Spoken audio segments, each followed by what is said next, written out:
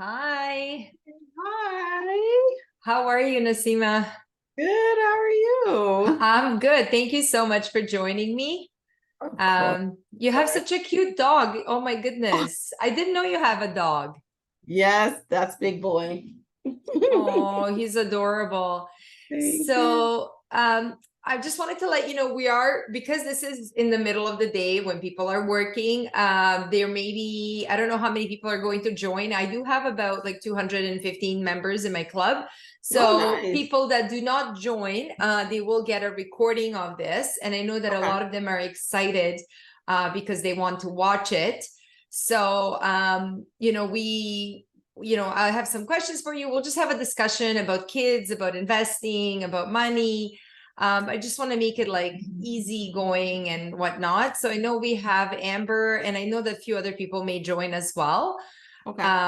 So, welcome. Thank you. And I would like to actually give you an opportunity to introduce yourself and tell us a little bit about you and what you do. Sure. And what I do. And side note, I have an infant. She is resting in the other room. So if she starts screaming, I might have to get up and go get her, but she's pretty good. But hi, I'm Naseema. I am a labor and delivery nurse of 15 years, well, 14 years by trade, but I also am a personal finance enthusiast. So I talk about budgeting, debt elimination, investing, all that fun stuff, just because I had to learn it as an adult. And I started learning about money really late. I know I look really, really young, but I did not start.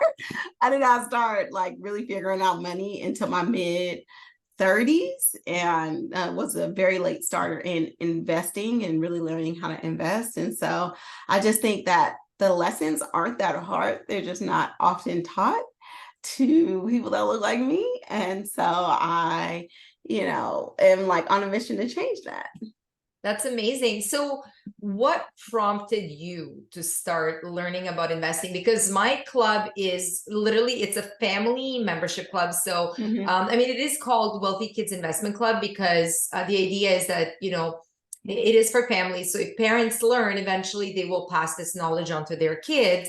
But a lot of the parents in the club, like they're in their late 30s, some of them are in their 40s. I have even some people in their 50s. And so, I always say it's never too late to start. So, what prompted you? What was that like big push for you to go out there and start doing this? What's crazy is like it was me becoming a mom, and it's two things: me becoming a mom and me finally like not being in school because I have like two master's degrees, and like thinking like, okay, like I know how to make money really well, but I'm seeing that making money isn't really building wealth. And I was always told, get the good job, go to school and do those things, but I was never really taught about money. And I always knew, okay, yeah, earn more, earn more, earn more. And I had all those things. I had the house, I had the career, I made six figures, I had the luxury car, but I was broke. And so I was like, the way that I'm going to figure this out is to learn how to invest. And because investing seemed like this really daunting thing, I thought I needed like this PhD level of understanding in order to invest. So I was like, sat down. My daughter was turning 1. I remember I sat down. I was like, I'm going to figure this out. And it turns out, like I said, it was not that hard. And I really started my journey thinking I just needed to learn how to invest. But really, it was just I needed to really learn about what tools to build wealth, which is like eliminating a lot of debt. I had a lot of debt at that time that I didn't really count as debt. Budgeting, and then investing came later. So I didn't even really start investing until I was about 36. Yeah, about 36. And I had already paid off $1 million in debt. And then I learned about like the FIRE movement and, index fund investing, and read J.L. Collins' Simple Path to Wealth and was like, oh my God, this is so easy and this is so straightforward. And I just like dove in gung ho, like maxed out all of my retirement accounts at work, started a 529 for my daughter, automated and set up these things that now I don't even think about investing. And it's just so simple. but just getting to that point of understanding like what wealth was the biggest hurdle. Right. And so you said something that I think a lot of people would find impressive. Like you paid off this massive amount of debt. Do you want to tell us a little bit about it? Like what was that journey like? And like, do you have any hacks or tips for anybody watching this? Because I think that a lot of people are struggling with that. Right. So the thing I had to really recognize what was standing in my way was just the way that I looked at money. And I didn't understand that, maybe that $1,900 a month I was paying towards my student loan was getting in the way of me being able to save. And so I was like, I just sat on a mission. Like, what I realized was that I just wasn't intentionally looking at what was coming in and going out every month. And that's why my platform is called Financially Intentional, because it was just really that intention that shifted. Now, people will tell you, the key to doing anything financially is to, increase the gap between what you earn and what you spend. But really, for me, it was just intentionally focusing on how I was spending my money. And the way that I did that was through budgeting, and that dreaded B word, right? Budgeting, right? But for me, I thought budgeting was, because I was like an early adapter of Mint, had it on my phone. I thought it was like just tracking transactions after they had happened. I didn't understand that budgeting was proactively assigning your money to where you wanted to go, telling your money what to do in advance. And once I did that, I was like, all right, my goal was to be debt-free by my 35th birthday or my 36th birthday. And I was like, in order to do that, and I'm gonna throw out these numbers that are really big, but I hope nobody gets discouraged. In order to do that, I was like, I have to pay off $6,000 a month of debt. And let me just tell you something to put it into perspective, just so people will be like, oh, that's not relatable or whatever. I have been making like $20,000 a month. I was making like $230,000 a month as a nurse, yes, and $230,000 a year. So like $20,000 a month, for a long time. And I had zero savings. I still had all this debt. So just to put that into perspective, okay, so I was like $6,000 a month. So I would set that as a goal. And the way that most people budget is they just write out like all their bills and everything that's due and make sure that they have money in the account to pay it. Well, I always set my goal around paying off this debt. So I would put that $6,000 number, like I need to pay this off. And then I would adjust my budget around it. I would see what I could cut out, and what I need to keep in there. And the secret is you can't cut out the things that you really love. You just have to be intentional about it. So my daughter, like I said, I was a single mom. It was really important to me to take my daughter to Disneyland like every other month. And I live in California, but I live in Northern California. So to go to Disneyland, it's like a flight, a hotel, and Disneyland tickets, which are hella high. Right. So I had to budget for that, but I put that in my budget. I always make sure I did that. And so like cutting out little things like those Target shopping trips didn't mean a lot to me because I was still doing the things that I love to do. So I always tell people it's not about deprivation. It's about intentionally spending your money on things that you enjoy, setting goals and hitting those goals. And more times than not, I either met or exceeded that $6,000 goal. So it was just a mindset shift and just being intentional and really looking at where my money was going. And that's having check-ins almost daily with how I'm spending my money. And so I just did that and repeated that process. And then I started my platform, which gave me a little bit of accountability to share like where I was at. And honestly, I did not do the math on how much I was paying off. I knew like the total debt, and I was like, oh, okay, like this month I paid off this debt, paid off this debt. And it wasn't until I was like applying for a retreat after I had paid off all of the debt. And then by the time I had paid off all my debt, or by the time I had like $50,000 in debt left, I sold my house. So, and that wasn't to pay off my debt. That was because I was in an abusive marriage during the time, had a divorce, all that stuff. And I just wanted to like start over. So I sold my house. And then so I did the math, I wrote everything down, and I was like, oh my God, I paid off $1 million in debt. And that whole process took less than 3 years. Wow, that is really, really impressive. That Yeah. is really impressive. Yeah. And I think it's important to talk about these things because, sometimes people are like, oh, I want to start investing, I want to start investing. But it's almost like in order to invest, like there's some baby steps that you have to take before that, right? You have to be good with your money. You have to be intentional. And I absolutely love your Instagram page. And if you're not following Naseema, make sure you go to her Instagram page. It's called Financially Intentional. And I think it's really important to be mindful with that money. Like, where is it going? What are you spending it on? And I also think it's really important to pay off that debt before you can start investing. Like, you could potentially start investing something little on the side, but the priority is to pay off that debt because of the interest that you're paying. So like, when you paid off your debt and when you were budgeting, I know you said you budgeted for things that are important to you, like taking your daughter to Disneyland. Did you ever, or do you even now, do you find budgets restrictive in any way? Like, do you find them stressful? I don't. They actually bring me a lot of comfort because it gives me like a spending plan. So it puts me in control of my money. So I'm just like, oh, I got this much money to spend on this every month.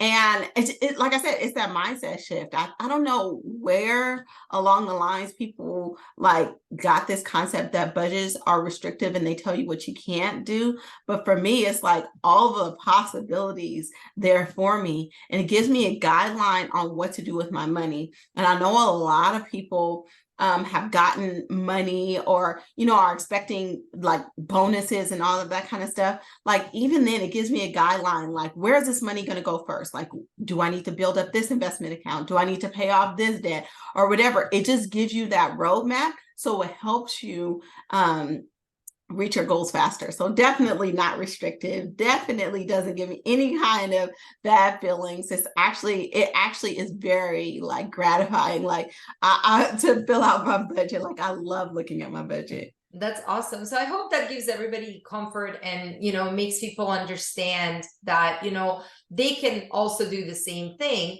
And so once you paid off your debt and you made the budget, you said you started looking into investing. And I mean, you do have 2 master's degrees. So some people might be like, oh my God, easy for you. You're, and sometimes people tell me that because they're like, you're a CPA, you understand investing. But I'm like, I didn't learn this. Like, being a CPA is a completely different ballgame than learning how to invest. And they don't need to hear it from me because I talk about that all the time. But, what do you say to people when they tell you you've got 2 master's degrees, it's easy for you to learn investing? There's always going to be some kind of excuse, right? Somebody's say, okay, I am a nurse. I do have 2 master's degrees, but nowhere along in those programs that they tell me how to manage my money. So I wasn't taught any of this. I have no family history of anybody being like exceptionally good with money. And so the only way I learned this was to learn it on my own as an adult. And so, no, it did not come easy. And I don't think money comes easy to a lot of people. Sorry, I'm gonna go grab the baby real quick. Yeah, you go grab the baby. That's fine. Hi, Amber. Hi, Tiffany. Welcome. Hopefully we'll have other people join. And we are recording this session for everybody who is not able to join us. Naseema had, a few months ago, she just had a little baby. So we'll get to see her. Oh, hello. Hi, beautiful.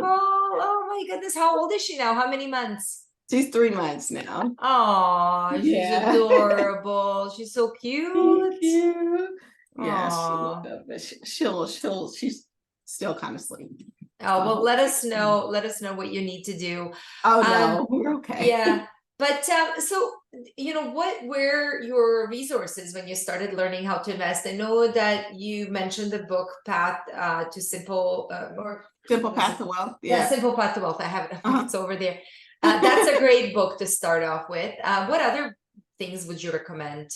So along my journey, which is really great, is that I started following people that inspire me, like following people like you. And so I would just like listen to personal finance podcasts, like Choose FI was a great one. Journey to Launch. Jamila Sufran is like really the person who became my personal friend, but also like always recommended great resources. So pretty much any personal finance podcast I was listening to at that time. And so things just started to click. That's when I started learning about index funds. That's how I started learning about, you know, which retirement accounts to have. That's how I started learning about how to fund accounts for my kids. And, you know, I just listened to those things, read those books, but most importantly, I just took action. Like I said, I set up those accounts. I automated it, and you know, I'm not the kind of person that's going to go in there and look. It was very much set it and forget it. But being able to understand how easy it is was like that thing that changed everything for me, because I was just like, man, like, why do people make investing seem like it's so hard? And I self-manage my account because I'm just like, oh my God, this is like so easy. And like my fun thing is I work night shift. And so like at 5 o'clock in the morning, like when the banks open on the East Coast, I love to just call like and talk to their customer service. So I will call like Vanguard customer service, Fidelity customer service, and just ask questions about my account so I can make sure I was understanding it because, you know, just so I can get over that like little bit of discomfort that I had about self-managing it. And I was just like, oh, you know, I just like open this account. I just want to make sure there's no fees, how that would look, or if there's fees, how that looks. Like, did I properly put this money in the account when I'm like doing a IRA, making sure I'm doing my rollover correctly, and just talking to them. And they are so, so, so nice. Mind you, they're not going to give you they're not going to give you advice on what to invest in, but they will help you navigate your account in a way to make it super easy. And I just think like people are like, oh, like they'll log into an account and just like have one question on one stumbling block and then not really finish that process. And I'm just like, why you just didn't call customer service? They would have walked you right through it. Or it's usually something that's just like not important, like a disclosure, like, do you work or have you anybody in your family work at this bank? And everybody flips out. I'm just like, listen, if you can open an Instagram account, if you can post on Instagram, you can open an investment account. Like, it's psychological. Yeah, it totally is. You know, it's so interesting because I have in this club, the Wealthy Kids Investment Club, we have over 80 lessons, and the first few lessons are all about like basics of investing. Then I teach them how to open up an account, and then I teach them how to set up their own portfolio using index funds, because I, like you, believe in index funds. I actually think this is something we should teach our kids in schools because it's so easy. But I feel that a lot of messages that I get from people, because we have this Facebook group, people will tell me that they get hung up on the opening the account part. And it's really scary to them, but I'm like, you can't really make a mistake. Like, you can always call the customer service, like it's okay. So I feel like that's something that scares a lot of people, because all of a sudden it's like, they're taking their destiny in their own hands, and it's like, oh my God, I can like ruin my future. And I'm like, you can't, like, unless, you are investing in, I don't know, like, certain stocks that are very volatile and risky. But I do love ETFs and index funds. Like, I think they provide great diversification. They have very low fees. Just recently, actually, I was helping someone who's very dear to me. I was looking at their retirement portfolio, and this person is like older now. They've been investing for several decades, and they've been with this investment advisor, and their fees have been ginormous over this like last couple of decades, and they haven't even made any money. So it was very heartbreaking, and now they want to switch and just kind of like manage their own funds. But I do believe that a lot of people have the capability and they can do it. So, and I know like you opened up accounts, you have 3 daughters, right? And so how did that, how's that going? Like, do you just have like 529 plans for them, or do you have like other accounts for them as well? So my kids have 529. They have a custodial, custodial brokerages, and then they have Roth IRAs because they're technically part of my business. So they work for me. So, if their kids have earned income, they can have a Roth IRA. So yeah, they have those 3 accounts, but it started with just a 529 for my oldest daughter. I set that up. I started automating that, and I got like this advice from an investment advisor a while ago, and she was just like, just put $100,000 in their 529 account. That should be your goal, to get it to $100,000 when they're 18. And that seemed doable to me. And so I just, broke out my compound interest calculator, like how much do I have to invest for them to have $100,000 at 18? And anytime I got like lump sums of money, I would put that in there. And so my two oldest daughters now have enough of their money to each have $100,000 in their 529s when they get to 18. I'm probably not going to do that for this little one, because I think $200,000 is a lot, especially because I'm going to make them apply for scholarships and all of that kind of stuff. I look at that account as more of like a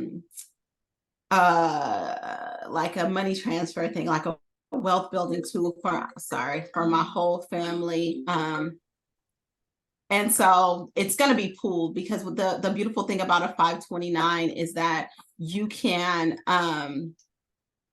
transfer the beneficiary over, so that my daughter's money can be my oldest daughter's money can be my youngest daughter's money. I can change the beneficiary at any time. I could be the beneficiary. That's how I actually started the account for my baby. I started her account when I was pregnant and just named myself as the beneficiary, and then transferred the beneficiary over to her. So I think that that's my plan for the 529s. The custodial accounts, what I do is I have the account on stockpile. And it's for them, like I have automatic investments, like anywhere from $20 to $100 a month, just depending on what my budget is looking like. And then they go in there and they pick this is the only place I do single stocks. And it's only because I want them to develop the mindset of being an owner and not a consumer. And so I put, I let them pick their stocks, and usually it's the same stocks that are in your index funds. It's going to be the Teslas or the Googles or any of those things. But, I let them do that so that I gamify investing for them, so they compete on who has the highest returns. And so, that's that. And so it's not a lot of money that they're playing with. So most of their money's in 529s in the custodial account. And then I just started their Roth IRAs, which I put like $1,500 each a year in those for them. And then, that's going to grow. And I do plan on doing the conversion from the 529 and putting the $30,000 into their IRAs after the 13 years. And just sitting there and letting that grow as well. So just another vehicle for them. So my kids are set with their accounts, and I'm teaching them how to use them and how to look at them. And so when they start earning money, my kids are 9, 4, and 3 months. So once they start earning money, they'll know what to do with their money. And so they'll be set.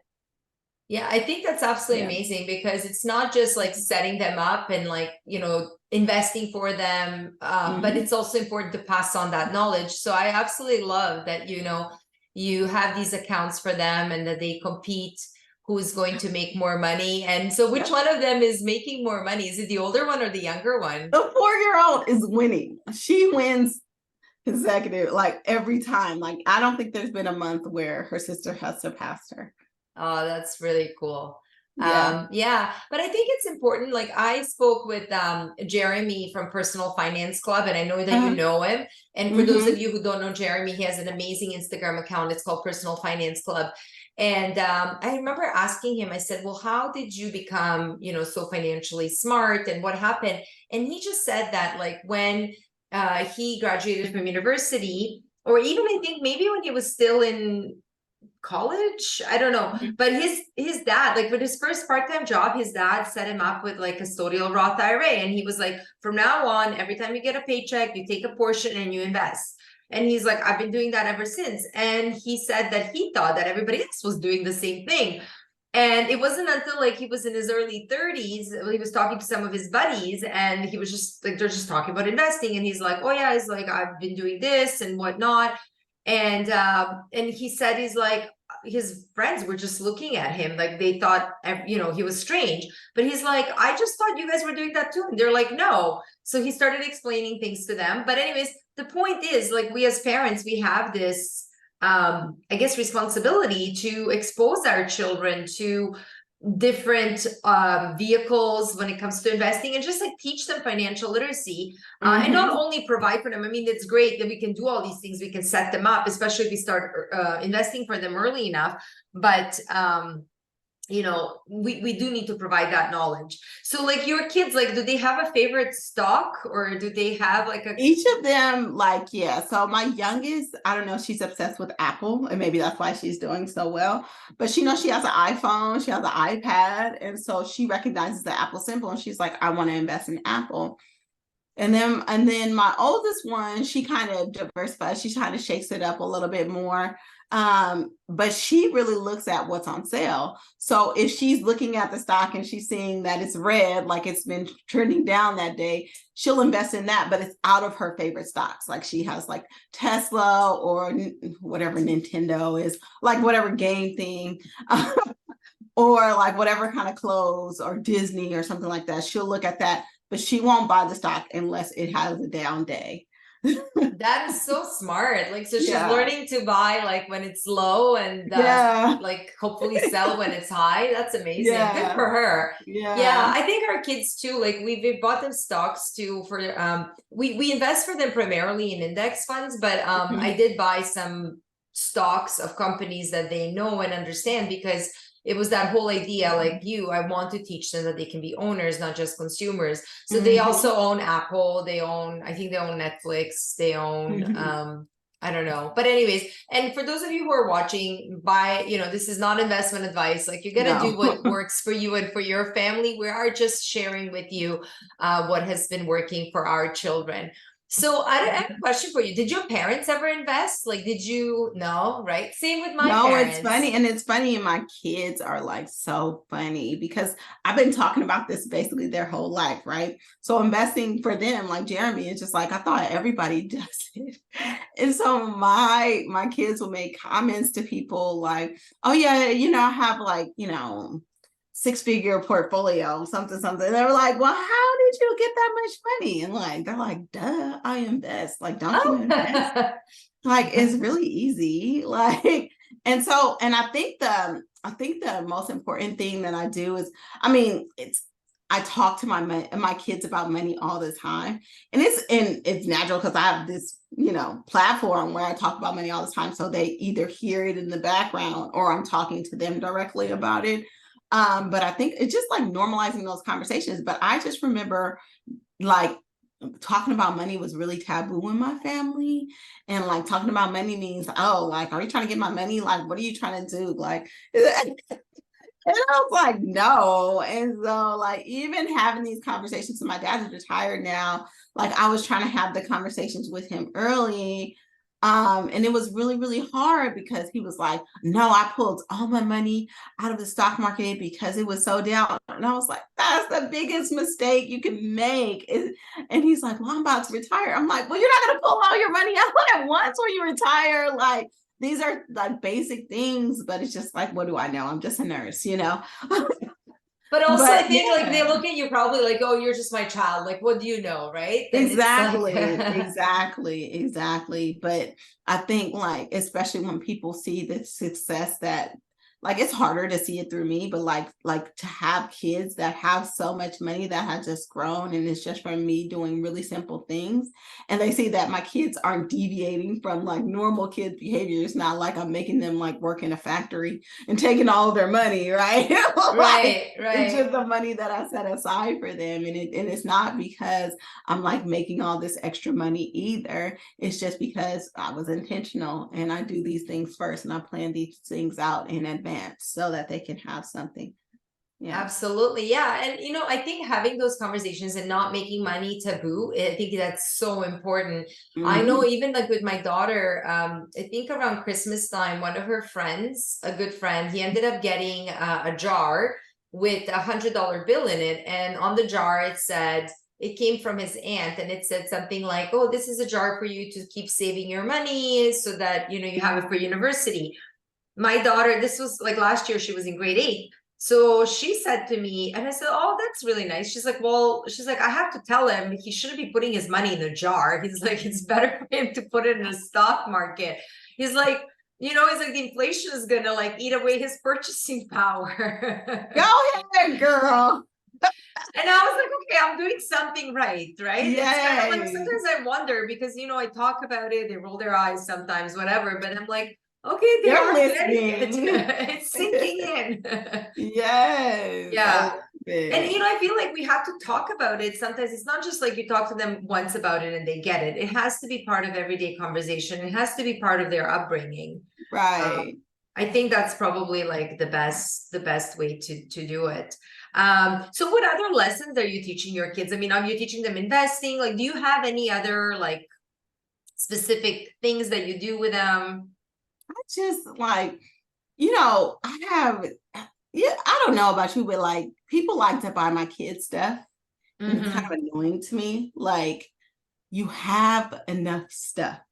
Like, so they know, like for their birthday parties and like anything like Christmas and all that stuff. I'm like, all right, I know the gifts are great and you like toys and you play with them for like a day, but I prioritize asking people to donate to their brokerage account.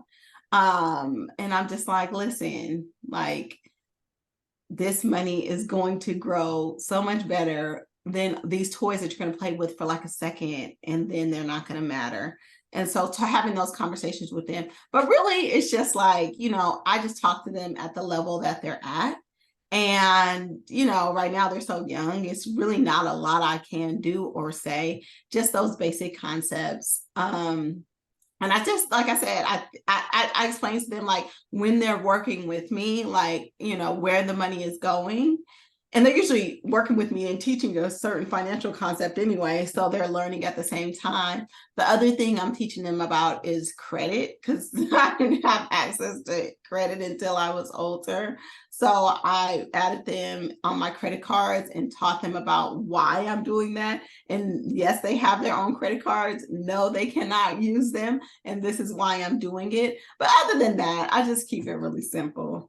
Right. And those credit cards, I had like a really, I think there was like 1 week of time where I was just like really talking about it a lot on my Instagram because, we do have members from all over the world. Majority of them are from the US. But if you live in the US, like if you actually put your child as an authorized user on your credit card and you have an amazing credit score, your child will basically assume that credit score. So when they actually can apply for their own credit card, they can start off with this great credit score. But you have to make sure that you have a good credit score. So you're doing your Of child a course, favor. you can't be having messed up credit and put them on there because you're gonna jack them up. So yeah, Exactly. I don't carry credit card debt. I pay my balances off in full every month. And I really know that credit is an issue. A lot of people have credit card debt, and until you're in a position where that's something that you can really manage, I wouldn't recommend adding your kids on. But yeah. Yeah, I agree. Absolutely. And then for those of you who are not in the US, and I know that this particular law doesn't apply, I still think like I have 2 teenagers. So I got them credit cards, and the goal is for them to, I'm going to monitor their use of credit card, and they have a specific limit, which, anyways, I'll talk about that in a moment. But the idea is that they know how to properly use credit cards, pay them off in full, because at 18, if we don't teach our kids these kind of things, at 18 they can get a credit card and then they can rack up all this debt and totally ruin their credit, right? So I find it ridiculous that nobody teaches this in school, especially, or like, and then we give our kids credit cards at 18 and then we wonder why we have this huge debt problem, right? Yeah, and I was in college during the age where the credit card companies just used to set up tables and give out frisbees and t-shirts and all these things for you to sign up for credit cards, but nobody taught me how to use credit cards. Like all of a sudden I had access to more money than I've ever had, and I didn't know how to manage my money or do any of these things, because so it sets you up, yeah, to just builds a whole lot of debt and then not know how to dig yourself out of that hole, because those double digit interest rates will tear you up. So Yeah, exactly. yeah. Exactly. That's kind of how I got my first credit card too. But I wanted to go back to something that you said about gifts and birthdays, because I know I love your Instagram account, and I remember one time seeing something, and I want to bring it up for everybody who's going to watch this, or even people who are watching it right now. You did something, I think it was graduation gift, Do you want to talk yeah. about that? Because I love that. I really, really thought that was a great idea. So yeah, so my little cousin was graduating from high school, and I was just like, man, I really want to give him, like, I usually give cash, and I'm just like, but I'm gonna give him cash, but in the envelope, I'm gonna tell him and write out all of the steps that he can take to open his brokerage account so he can start investing. And then I wrote out the steps on one side, and then on the other side I put in a chart of like how much his money will grow in 5-year intervals if he continued to invest just that same amount every month. And so I so I put that up there, and it was just like this thing. And actually I had 2 graduations to go to that day. So it's my little cousin, and then one of my best friend's daughters was also graduating, and I've seen her grow up. And so I was just like, oh, I'll just do the same thing for her. And so I just duplicated the process for her. And I also just like put a QR code on there just in case, so they can save the file, so they can come back to it. But I was just like, man, I mean, I love giving money, but I also just want to teach people how to fish. I don't want to I want to see that money grow and understand that even just from a little bit of money. I think what's intimidating about investing sometimes is people think that you have to have a lot of money to invest. And I'm just like, no, with a little bit of money, you can grow a lot. And that's one of the things that has changed recently, like in fintech, because before I remember walking into like a Charles Schwab or something, like a storefront, and being like, I was making like,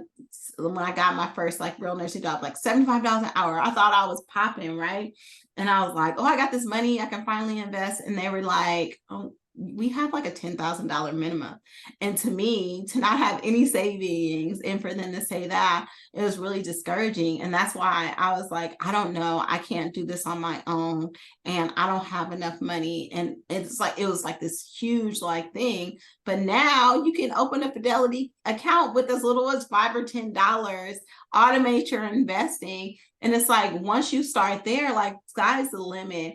But just building those muscles and just starting even with a little bit, and I think I gave them like $40 each, you can do a lot. And for them to see those numbers and how much it can grow, like, was encouraging. And so when I shared that, people were like, oh my God, like, that's amazing. And I'm like, yeah, and that's what I tell you to do all the time. That is such a cool gift. Like, I think that's a Yeah. gift that we'll keep on giving if they decide to do that. Yeah. I mean, I know that, there's that temptation, oh, I want to spend that money, but at the same time, like, if they actually do invest it, like, it can actually it can change their life, right? Definitely. Yeah. So I want to take questions. I think we had one in the chat, but before we do that, and I also want you to kind of like close off and tell people more about you and like what you do and where they can find you. But before we do that, what is the best money advice that you ever got? Spend less than what you make and invest the rest. I think a lot of people are just like taught to save, especially women. But spend less than what you make and invest the rest, and make your investing super simple. That's it. It doesn't have to be hard. It doesn't need to be complicated, 100%. Yeah. And it's like, that's a golden advice. Like, I mean, just following that, people can do extremely well, for sure. Yeah. Yes. I think we had a question by Tiffany. She says, our son is 8 and he wants to own his own business when he's older. And then he says now, how can we how can we set him up for that success? They're only in the second week of my program. Do you talk to your kids about, like, do you kids want to own businesses one day? Like, are you talking to them about it? I mean, because you have a business, right? Like, I mean, yes, you work as a nurse, but you have a business. Like, do you talk to your kids about it? And how are you setting them up for something like that? So I think one of the best privileges that you can give your kids is, number one, not having to take care of you, and that's setting yourself up financially in a good position. And then number two, setting them up with these baseline accounts that I talked about, so that they do understand investing and understanding saving and all of those kind of things. So I don't know. I like I said, I set my kids up with 529s thinking that they'll go to college, but honestly, like the way that education is changing so fast, I'm thinking they might probably be entrepreneurs. But I think, the way that I look at it is that if that's what they choose to do, they'll have this cushion. And no matter what, like when they start their businesses or whatever, they'll start it on a strong financial footing. Like, you put this much away, you put this much into your investment account, you save this much, you put this much away for your taxes and all of these kind of things. And so those lessons I feel will come later, but I think that they have a strong foundation of what entrepreneurial life will look like. They see me like as a nurse, they see me as an entrepreneur. And so like, if they get to that point where they do want to start a business, like, I feel like the roadmap for me would be like, do something where, the startup costs are low. You're making money before you start spending heavily in your business. Be weary about taking on debt for your business, and, just do what you're passionate about. But they'll have the privilege of doing that because they'll have a strong financial foundation. So, I think that's my gift to them, is making sure that they can opt out of like a lot of stuff that I had to go through. Like, I had to make sure that I was in a high paying career because I graduated with $200,000 in student loan debt, like I had to work, I had to make this happen because those $1,900 a month payments wasn't going to pay themselves, right? But they'll have the ability to be able to do what they want. And I teach them, another lesson that I teach them is to decrease your living expenses as much as possible. Like, you can stay with me as long as you want, or we'll buy you that first house and you get roommates and have them pay your living expenses, because what ties people up the most is going to be your living and transportation expenses. So that just frees up so much more, that then you can opt out of work if you don't want to work, or you don't have to make a ton of money, or you can make a ton of money. You just have a plan so that, say you want to take a season where you just don't want to do anything, you'll have money to live off of. So just like opening up all these options for them that's available, that wasn't available for me. Because I don't know about you, I was like, my parents were like, you go to college by any means necessary, you get into this good paying job and you work there, you get those benefits and you retire from there. Well, that's not their reality. They might just want to take a year and spend it on the beach in Mexico, and they'll be able to afford to do that. So they'll be able to be an entrepreneur or do whatever, or chase their dreams. But, me putting them in a financial position is giving them the ability to opt out of a lot of things that I had to do because I had debt and because I did not have a nest egg. Yeah. So you know what? I can totally relate, because for me, it was the same thing. Like my parents, I got exactly the same advice, like literally word for word of what you just said. But I also had to, for me, I chose my profession. I chose accounting because it just paid well, and I had student loans as well, not as many as you, but Right. mine were lower. But it's still like, it was a choice I made. And I look at my kids now and I'm like, chances are they're going to graduate out of university with like no debt. So they have all these options that, of things that they can do. And like right now I'm encouraging them. They both say they want to own businesses, but like, I don't know, they've had some opportunities in the summer to start things and they didn't really, but I have seen that they've done little things. Like my daughter was making these like paper hearts, which are essentially like a bookmark. You can use them as a bookmark. You can use them as a placeholder for a beautiful like dinner that you're hosting. So she ended up selling those.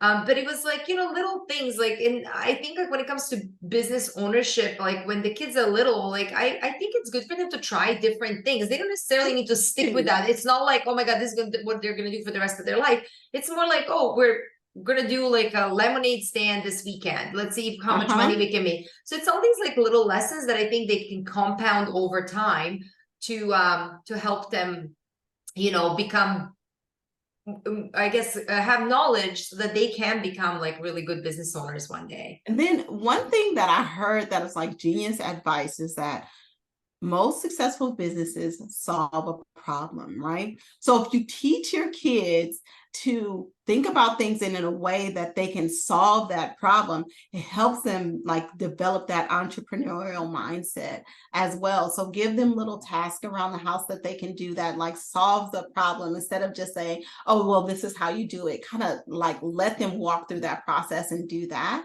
And then if they can help other people solve problems, like if they see somebody is in the neighborhood and they need a babysitter, I can be that babysitter. And what does that look like? Or, you know, your friends are trying to make extra income, train them to be a babysitter, help them set up their network. If you see that I need help editing my videos, okay, well, I can edit your videos, you know, like things like that, or incorporate that entrepreneurial spirit in the things that they already do. Like I tell my kids, she wants to start a YouTube channel. You know, all these kids want to do YouTube channels. I don't know, that's the new thing, right? And so, okay, we'll spend time learning and, you know, making videos and editing it and learn the back end of it. And, you know, and I just think like just kind of shaping their mind in that direction is really, really helpful too. Right. And, you know, they can learn so many skills by doing that, right? Yeah. It definitely helps them out. But I love that what you said about like, look at what it is that people need. Because we had that actually last summer. One of our neighbors, he wasn't cutting his grass. I think he had people that were coming to do this for him. And then something happened. They would stop coming. So his grass was like knee high. And the neighbors were starting to complain. And so they were thinking of calling the city. I was like, I want none of that business. I don't want to get into the drama, whatever. And then it hit me, not so much my kids, but it hit me. I was like, oh, I'm like, well, my kids, they mow our lawn. They can mow his lawn. Yeah. So I was like, hey guys, like you want to make some money? And we live in a really nice neighborhood. So cutting the grass here is a little bit more expensive than it would be in other parts because we're close to Toronto. Yeah. So I was like, let's research how much it costs. And it was like $40 an hour, which is like really good. And they are students, where we are, students make about $15 per hour.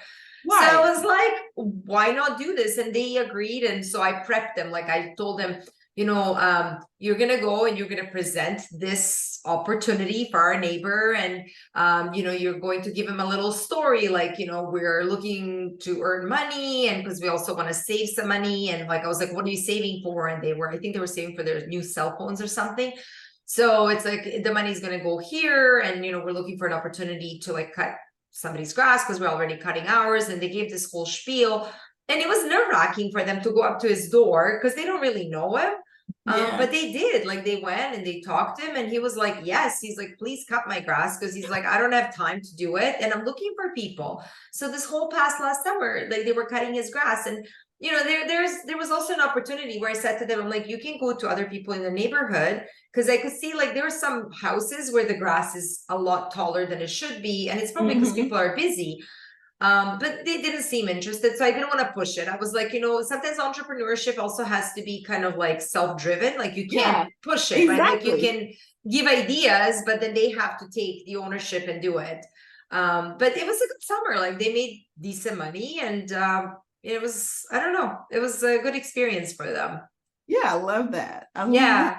So, but anyways, I want to wrap up. So why don't you tell us, like, first of all, how you help people, and then where they can find you if they would like to work with you? Sure. So I'm mostly on Instagram. A lot of my stuff, I give information just like free game online. I did put everything in a program. Like I have a similar membership, like my which covers, you know, budgeting, debt elimination, basic investing, all of those things. And you know, it's optional, but find me on Instagram.